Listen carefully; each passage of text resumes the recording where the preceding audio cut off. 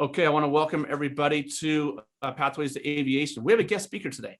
It's John Foster, but instead of me introducing him, I'm going to bring on one of our board members, Hart, Hart's going to introduce John, and John is going to take the show over and he's going to navigate it however he wants.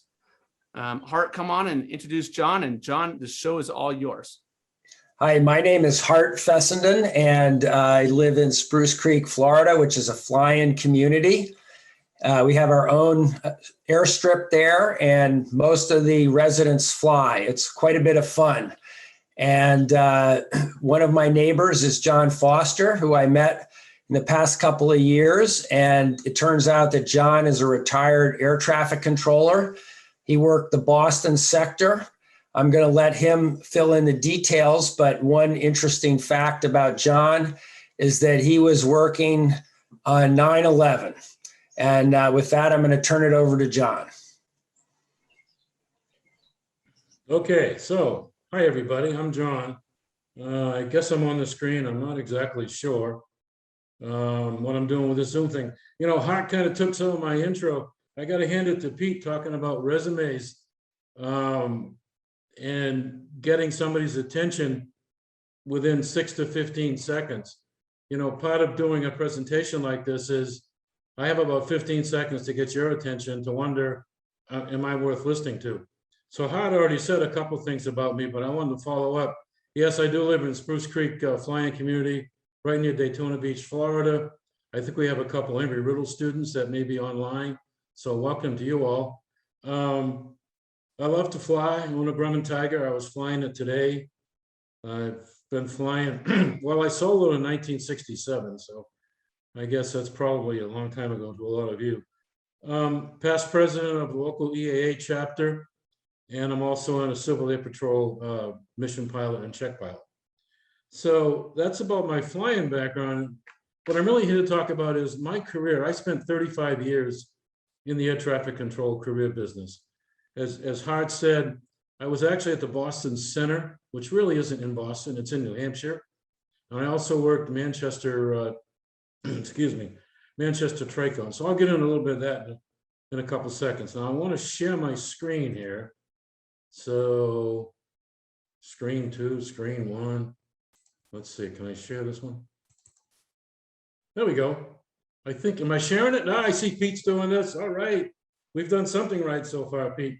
Can anybody tell me what the primary job of ATC really is? Go ahead, anybody. Karen, I see you logged in. Go ahead. Hi, to provide separation for aircraft. Exactly, exactly. The primary job is to prevent collisions from known traffic. A lot of people think that, yeah, we keep airplanes safe, but we do, but the primary job is the separation of known traffic. So, uh-oh, it didn't advance. Maybe if I do this. Technical difficulties already, Pete. Next slide. Let me try some.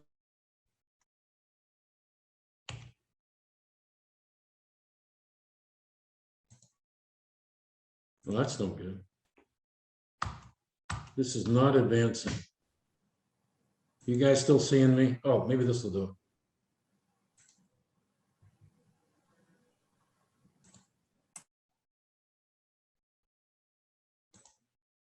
That's one way of advancing. I've got a short video here that talks about blips on radar screens. And for you, you're really aviation nuts. There's a couple things in this video that are a little different, not exactly ATC. See if you can pick them up.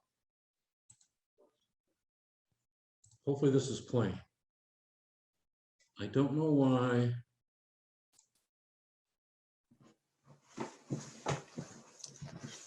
You may need to back me up, Hart. Here we go. And John, we're seeing your first slide with all the aircraft flying over the United States and nothing since then. Okay. All right. Stand by a second, please.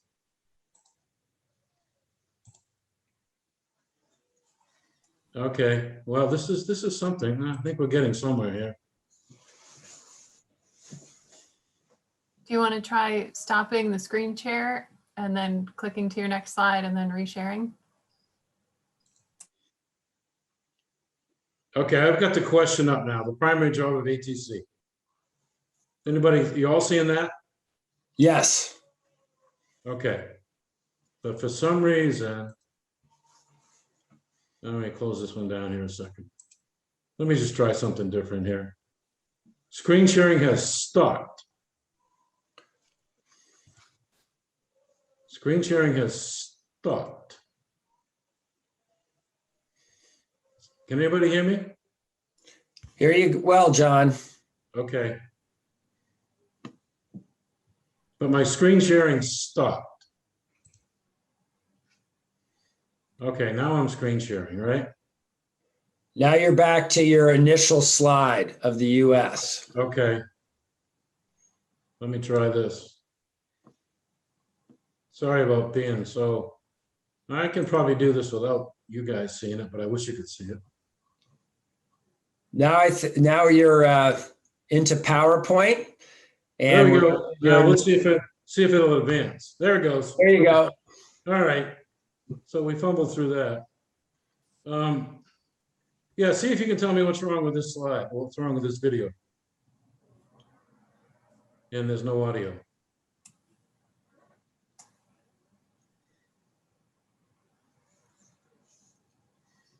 There's no audio. Why is there no audio? Are you guys hearing audio from the slide?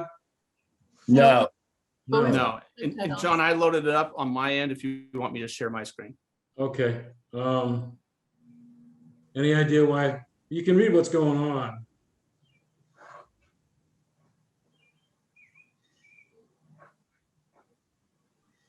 I'll take any help that somebody wants to give me when it comes to audio.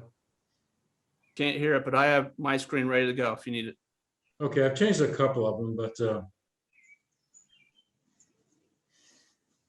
there's only 2 videos that have audio. Okay.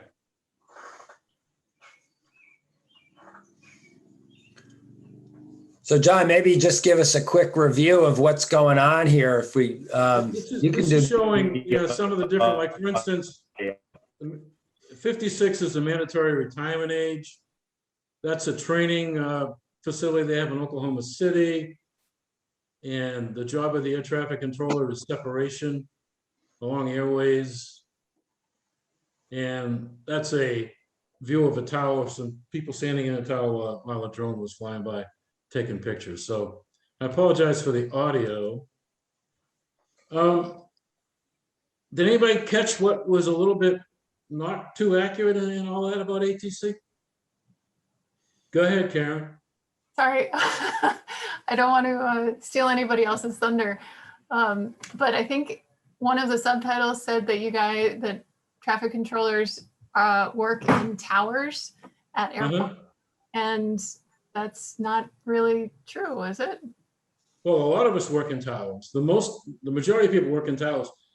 What I was trying to show you was some of those pictures of allegedly a radar scope were actually on board an airplane, like a G1000 display with traffic or a heads-up display with TCAS. So even though they had traffic blips, if you will, they actually were not actual ATC radar scopes.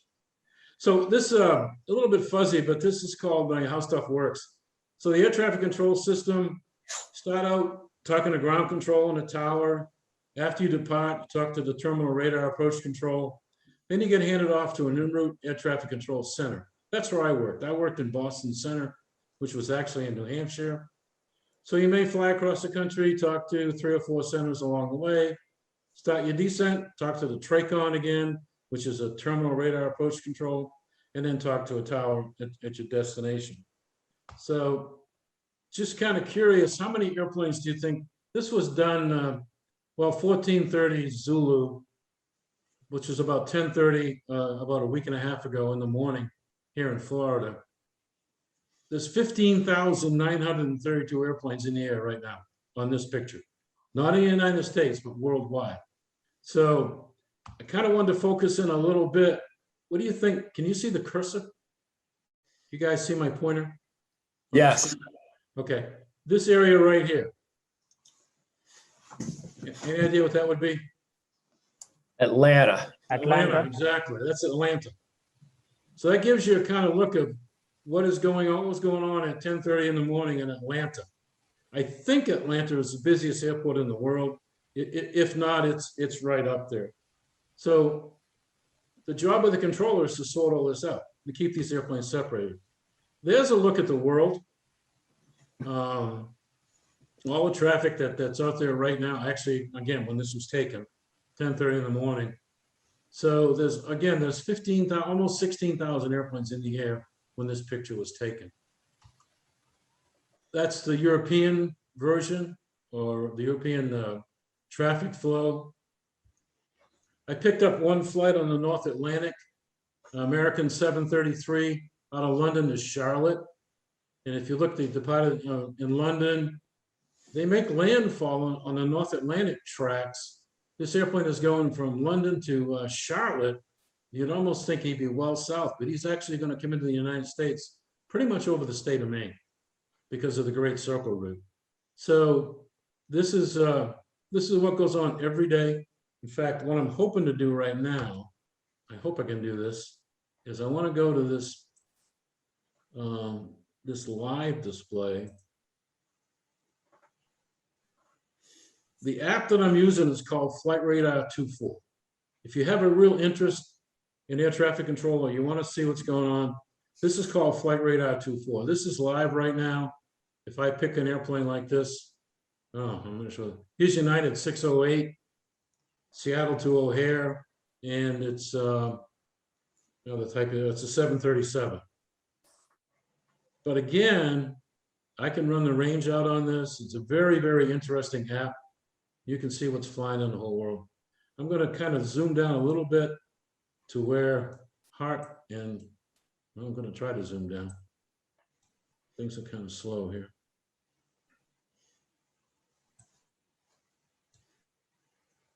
We're getting very close to where Hart and I live down here in Central Florida. And I was trying to see if I could find a riddle airplane for you. There's Daytona Beach, there's Blue Streak. This is a flight school. So if I just click on this, this happens to be a PA-44, which is a twin engine trainer. You can see the route of flight, took off out of Smyrna. So if you're really interested in watching this sometime, trying to figure out what's going on with all these airplanes that are up there, this is a great application. It's called Flight Radar 2.4. Now, let me see if I can go back to where I was, hopefully.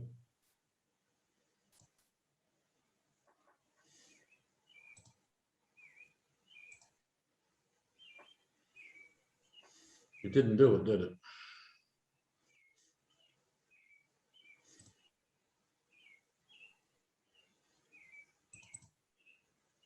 I guess I shouldn't have gotten out of it. What are you guys seeing now? Back to the beginning? Yep. Yep. Okay.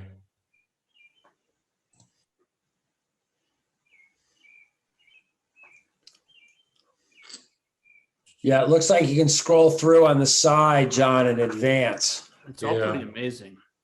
Yeah.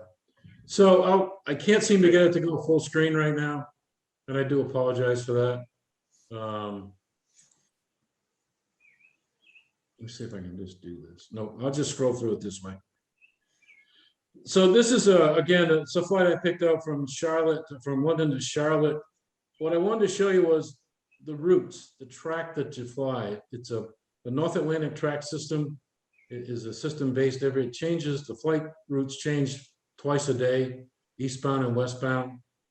And the route like this from London to Charlotte, which is way down here, actually brings you in over the top of the state of Maine. So the US Federal Air Traffic Control workforce, I'm not going to read all of this, there's about 14,000 air traffic controllers. And most people are aware of the controllers that work in towers, but many of us worked in route control centers and terminal radar approach controls. Very few people even understand that we exist. What we do is we handle the airplanes between airports. For instance, most approach controls, most towers would handle an airplane for a 20 or 30 mile radius. probably up to 12 or 14,000 feet.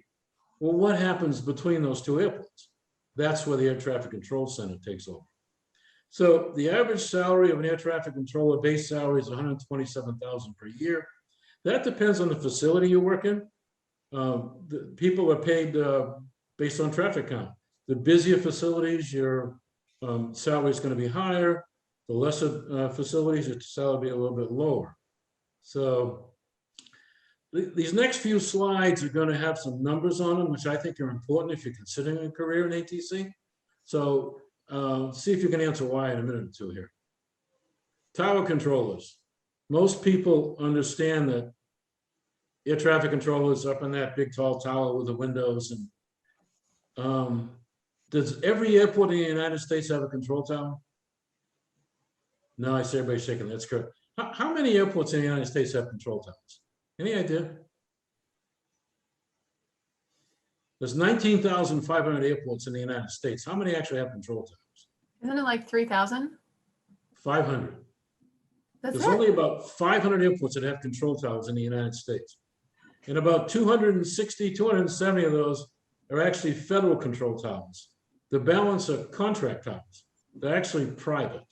For instance, here in Daytona Beach area, Daytona Beach is a federal tower, but New Smyrna, Ormond, Flagler, all those airports, they're private companies that are contracted by the FAA. Most of the controllers are retired controllers from other facilities. So a tower controller gets a great view. Can anybody tell me where this tower is? I know, joke now. Oh, go ahead, Karen. Boston. I'm from New Hampshire, and I was just flying with Bill Moran earlier. Where, you were flying with Bill Moran? I was. I got my cap shirt on. Oh my goodness. You know, Bill checked me out in 182. You know that, right? Yeah, I asked him about you today, so he says hi. Oh my goodness. Yeah. So that's Logan Tower. Does it, and this picture's kind of dated. Can somebody tell me why it's a little old? If you're an aviation enthusiast, why is it a little old? Continental is now United Airlines. Exactly. Continental Airlines is now United Airlines. So this picture is probably 10 years old maybe, but that's a great look at Boston Logan Tower. So Karen, are you in Laconia? I got to talk to Karen afterwards. This is a great view from Logan. So when you work in a tower, this is what you see. This is a great view of Boston at night. I think that very bright light is probably an airplane on final from runway 4. But most controllers go to work in buildings that don't have windows.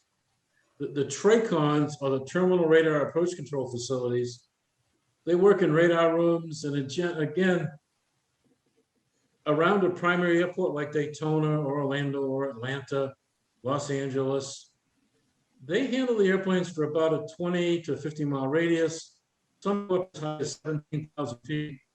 In winter, most of ours went up to 10,000, and everything above that was the center.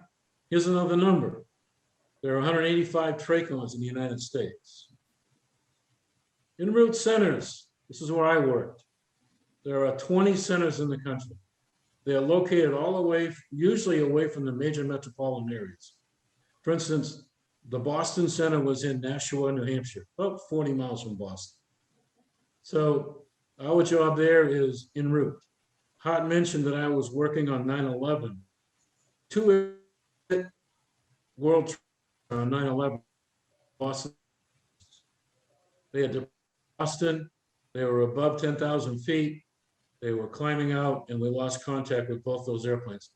So that gives you an idea of what a center does. And there are only 20 in the country. So that's what a center radar scope looks like, an older one, by the way. Now they're color, but this is an older one. What you see in there is what we call targets and data blocks, call sign, altitude, speed, and a little bit of other what we call scratch pad information. So when you work in a center, well, when I first started, every airplane was green. I didn't know they came in colors. Part of the job is requirements is work around the clock. It's a 24/7 job, so if you're interested in that, you've got to know that. Days off, you generally work 5 days on, 2 days off, but your schedule is based on your seniority. So the weekends are usually taken by the senior controllers. For a long time, I had Monday and Tuesday off. Those are my days off. So the drawback to that schedule is you're not always able to attend family events and things like that. So if you're considering it, just remember it is a 24/7 job. Okay, the important numbers. 265 towers, 185 trachons, 20 centers. Why I say this is important is that where do you want to work?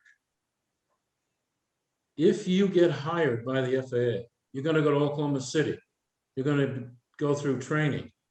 When you finish training, you're going to be assigned at a facility that they need you. Like I live right next to Daytona Beach. I would probably want to live here and work in Daytona Beach. I could get assigned to Seattle, Washington. So when you decide to do this, keep this in mind. Now, once you get assigned to a facility, there is a possibility of trading, but the FAA puts in a lot of time and money to train you specifically for the area. And this is the same things with an airline. My wife was a flight attendant. When she first got hired, they told her where she was going to work. And every once in a while, she had to change her base. So when I say these are the important numbers, if you like where you live and you want to be a controller, well, there might be a center or a trachon or a tower near you, but you may not be assigned there. There are only 20 centers in the country.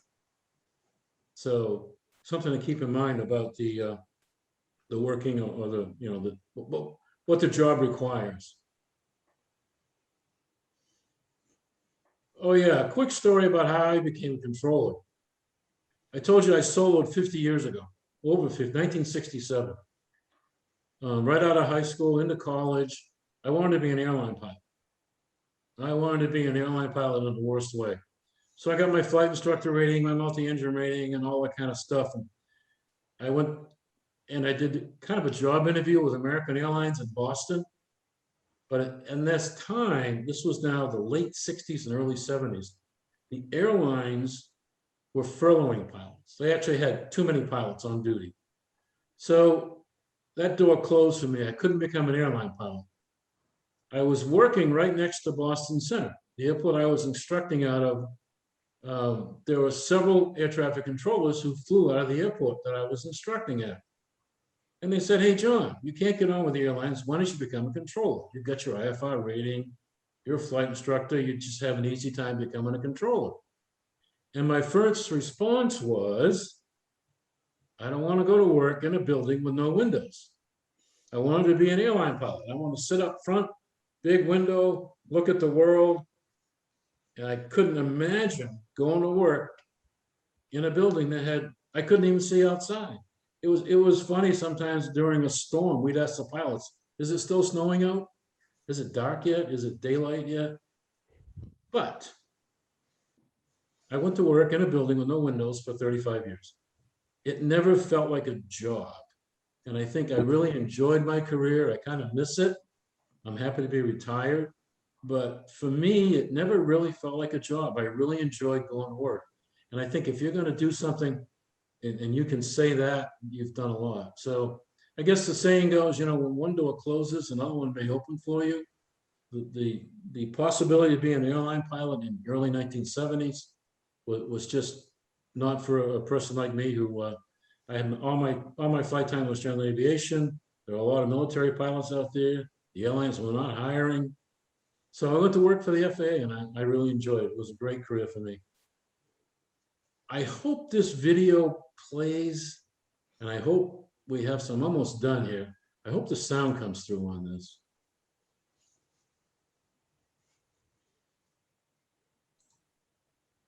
Oh, that was good. Wiped it out totally. Well, I really apologize for these technical difficulties here. I can show it from my end if you want. Can you put that one up? Yeah, you'll just have to relinquish the screen or put your slideshow on and go to that page. I don't think you can do it from the page you created in. Say that again, please. Go to from current slide up in your left. Okay. Okay.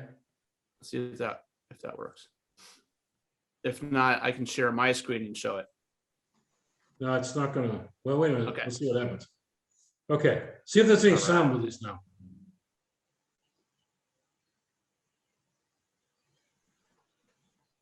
No sound?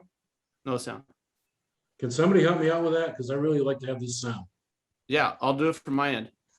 Okay, great. Great. Um, I appreciate you working through these difficulties with me. no problem. So unshare your screen. Okay, go ahead. Oh, unshare it? Yeah, yeah, yeah. Stop share. Okay. This is a quick video about some air traffic controllers going above and beyond. Okay, here we go.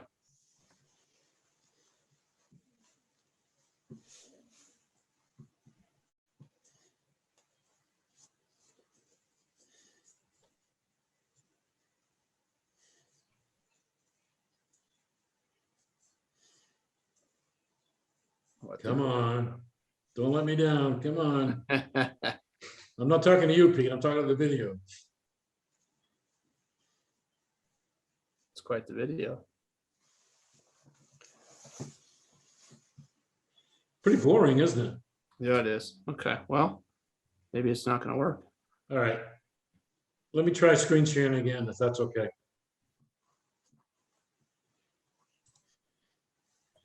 This will stop. Okay. Here we go.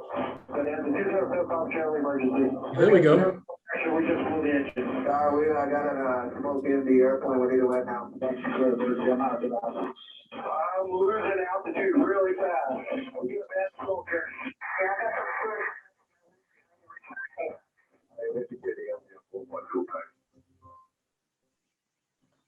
So now it looks like we have sound and no video. And 189 Charlie, this is one of verify you do have Providence in sight there. November 37 X-ray, any runway is yours. Left of Metro Radio, sir. I'm following you. I got you at 1,500 feet. Roger, I'll give you all the decision heights and all the altitude you need and the localizer frequency. Let's take that Quebec. You can start the descent. Keep those wings nice and low. As long as you break out, we're going to be able to see it and then we're able to maneuver in a VFR tower pattern and mount. GP Center, that's just fine. You're doing great. Yep, you're looking great. Just keep that going. I see the airport. I'm flying over the tower. I'm safe without a ground. Thank you so much, you guys. Good job. Little shaking, but I'm okay. Thank you so much. I really appreciate you saving my life.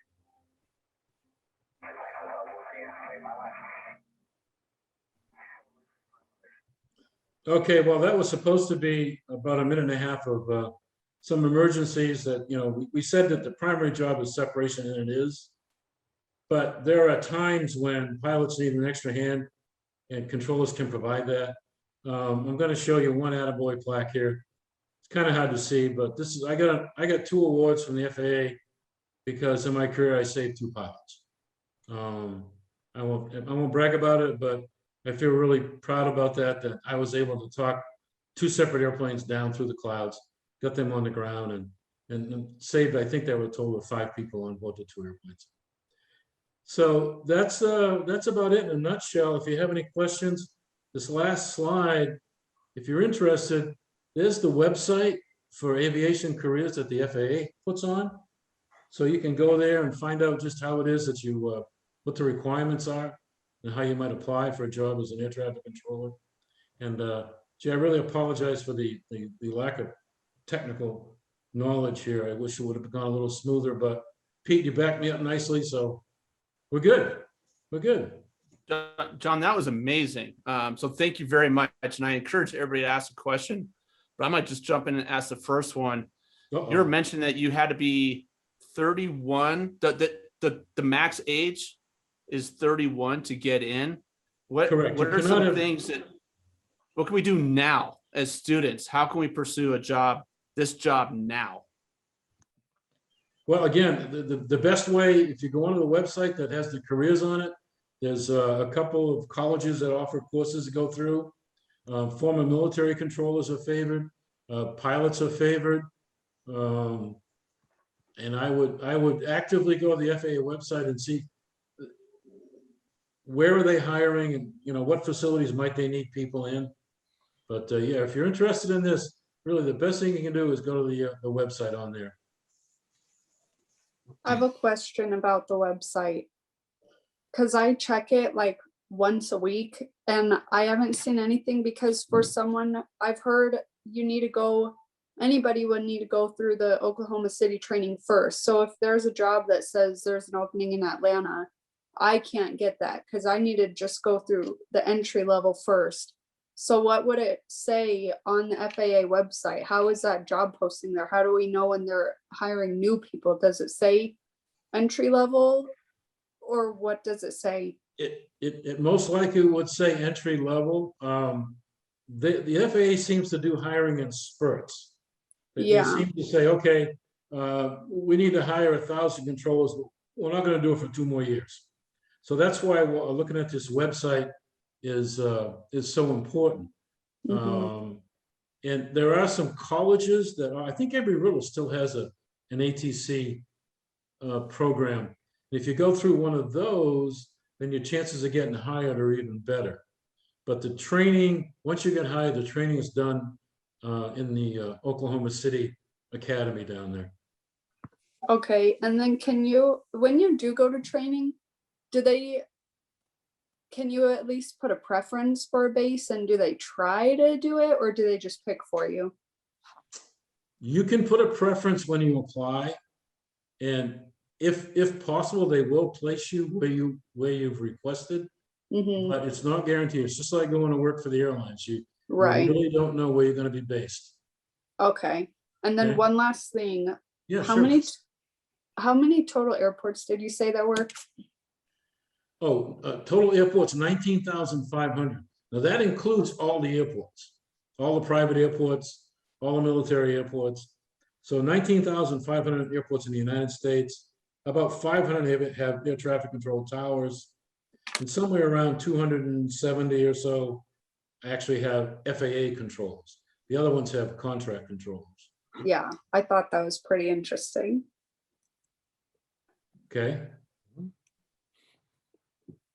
Hi, John, this is Joe. I was wondering if you could tell anybody who's interested, do you get paid during training, number one? How long is the training? And what do you need? What would they be going to major? What kind of majors would they be studying now if they were interested? Okay, first part of the question, yes. As soon as you're hired by the FAA, they send you to the Oklahoma City Academy, and you are being paid while you train. As you train and you progress, your pay goes up, your responsibilities go up. When I started, which was a long time ago, it was taking about 3 years from the time a person got hired to the time they were fully qualified as an air traffic controller. What can you study? Boy, I tell you what. I guess if you really had an aviation background, pilots do a good job as air traffic controllers, former military controllers, maybe dispatchers, but it really is about decision making. I can't say that you should take this one course because ATC is about decision making.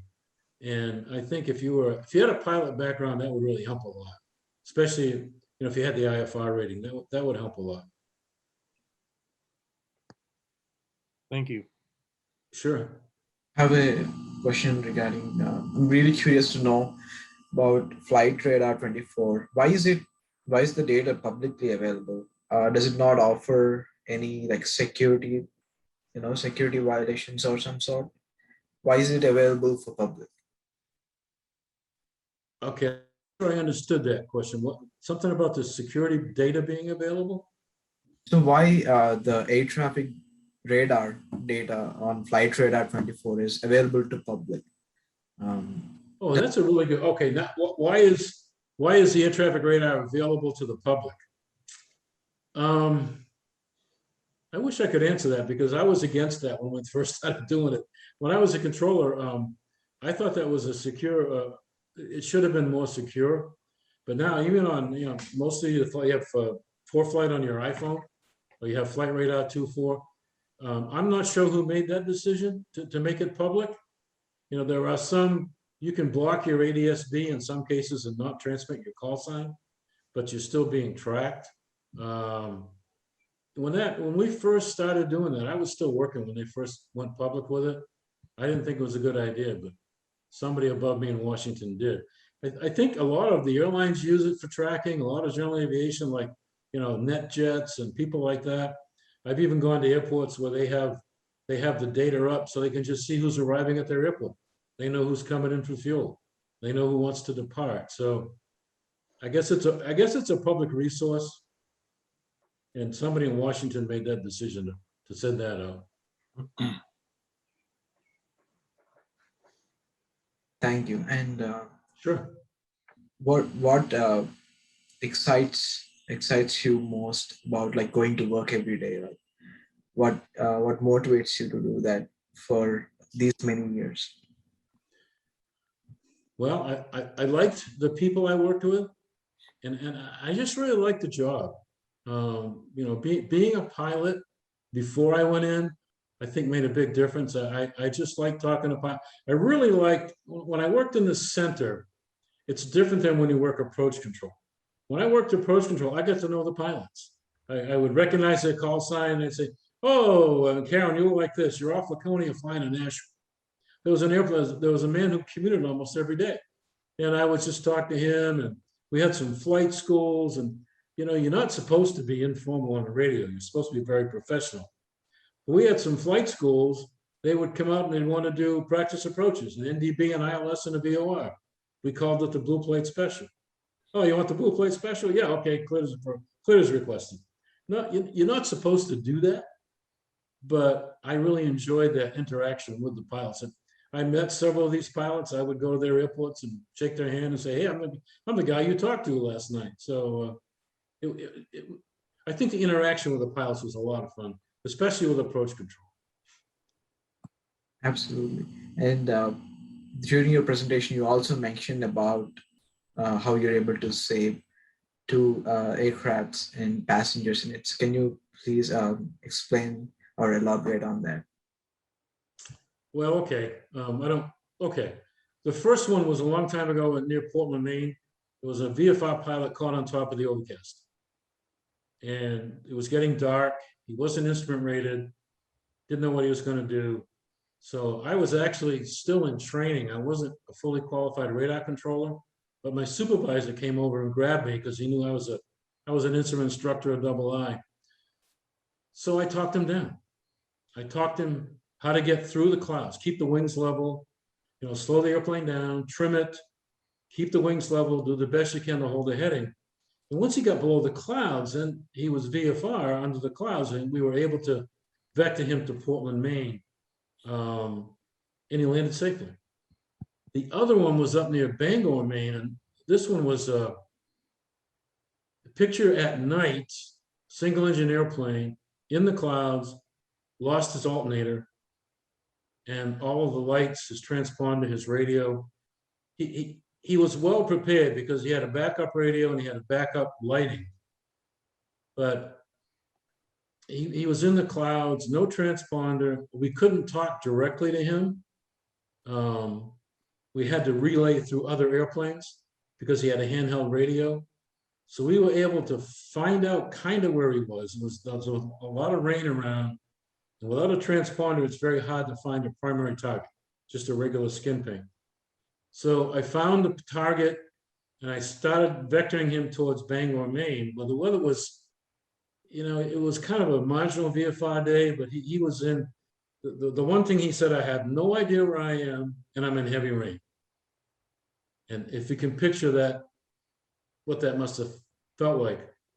At the same time, there was a Navy P3 that was doing practice approaches at a Navy base. I called the P3 and asked him if he could help. He said he could. This was the airplane that was having a problem was the Cessna 210. Now his airspeed is about 160 knots, maybe a little more. So I actually vectored the P3 over to the distressed 210 on top of the clouds.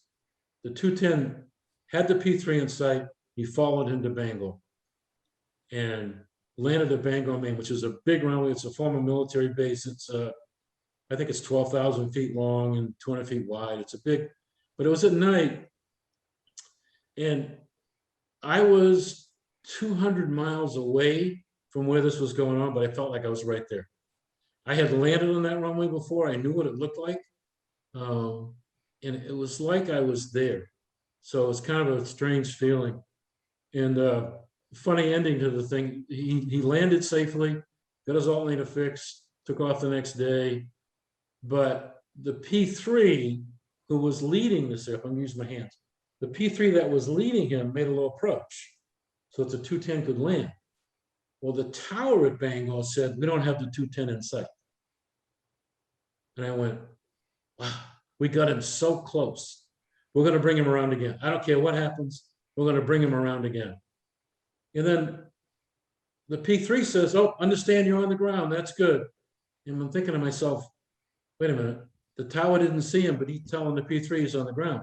Well, of course, knucklehead. He didn't have any lights. He had a total electrical failure. So of course the tower couldn't see him. But he got on the ground. He had a follow me truck. He went over. But it was, the experience that I had was that I was there. Maybe I was even in the 210. I'm kind of bragging right now, but I have landed on that runway. It's a huge runway. All kinds of approach lights. And anyway, that was so that's my story. But there are controllers all across the country have done similar things.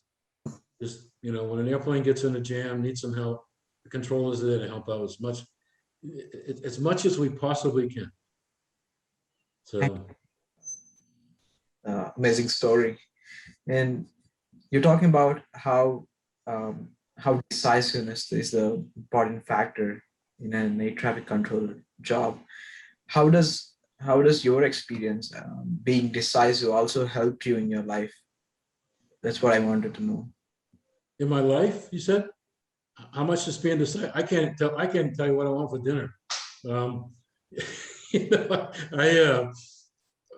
I guess I'm decisive in my life as well. Sometimes too decisive.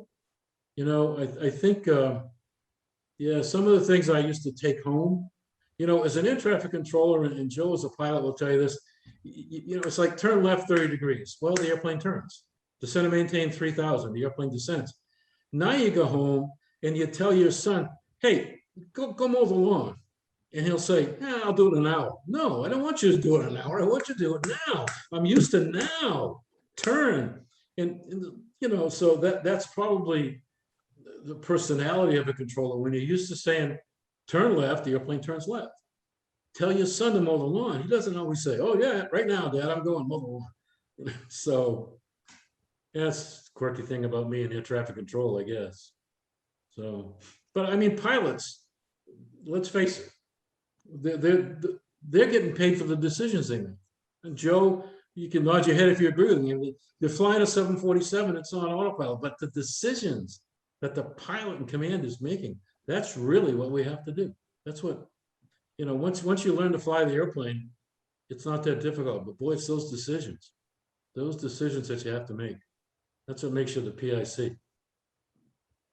So, did I go over my time? Oh, I did. You did. Sorry, It was amazing. Yeah. Are there any other questions? Because we could be here all night, but we do have to wrap up soon. Can I ask one question? Go for it. How did you go, like, what were the steps in your process from getting recruited by the pilots in Nashua to going to Oklahoma? Did you go to Oklahoma City? I went there. My initial training was actually done at the facility in Nashua. Oh, Then later, like my first training was done in Nashua. Then my second stage was in Oklahoma. The career path was a bit different back then. You had to take a civil service exam, which was an exam that anybody as a civil servant would take.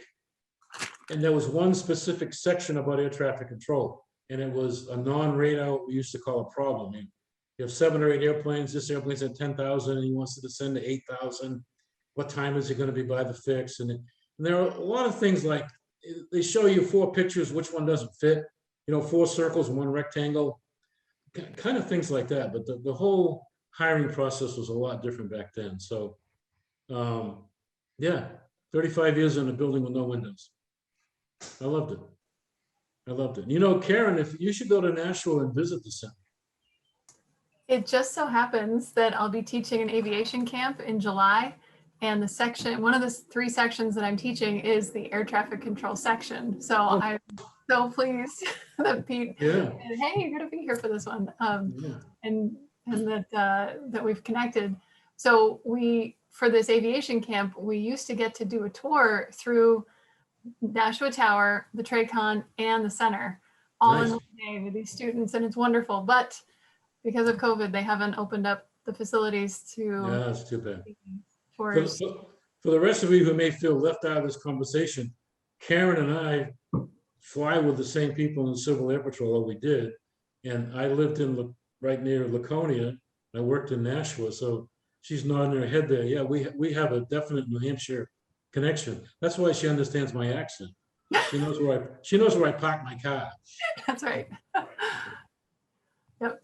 And actually, there's a guy who works in the Nashua Tower, and he's been there 20 years. So you probably know him or would recognize his voice.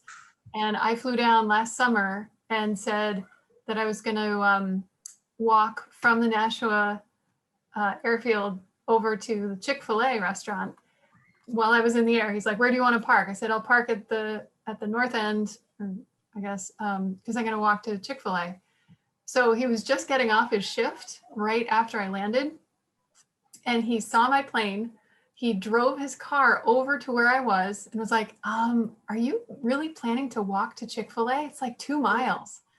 And I was actually picking up 50 chicken burgers to fly back to my school because it was our big harvest party thing. So I'm expecting to carry this huge bag. He said, can I give you a ride? I know you don't know me, but it's really a long way. So he gave me a ride to Chick-fil-A and back to pick up this huge sort Now, of you DoorDash see, bag. And that's an air traffic controller for you right there.